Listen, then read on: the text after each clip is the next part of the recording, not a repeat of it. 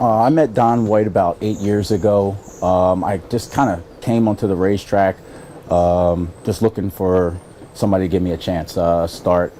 Met Don just in passing, and heard that I said, Don, I heard you got a spot, and I'll be there tomorrow. And he was kind of taken by that, and he was like, okay, fine, it's Sunday, but sure. So I showed up on a Sunday, worked, and I just flat out told him, hey, Don, I want to be a horse trainer. So I'm gonna, want to learn everything I can from you. And he made a joke and said, you won't learn much. So after that, I ended up staying for about 8 years, and I mean, just doing every aspect. He was it was almost like a football coach, where he was maybe, I guess, saw potential because he rode me very, very hard, and he expected a lot from me, sometimes more than the others, and I never understood why. But it was very nice to have that kind of a support, almost like a father figure. So over that time, became very close.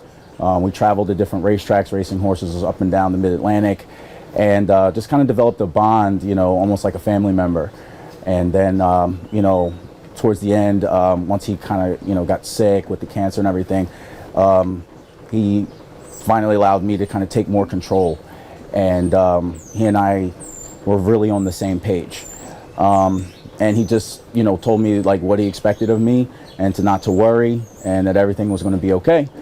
So once he passed, which was, very hard for me, I had just lost my father a year before to COVID.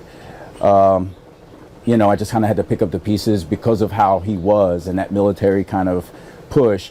I grieved shortly and just made sure that things would go the way he would handle them. And I was very fortunate that over that time I was able to develop a relationship with the owners. So they were very comfortable leaving their horses with my care and continuing on with me. And we've had a lot of success, and I have to really attribute that to Don's, drive and level of expectation for me, is why I've had the recent success I've had.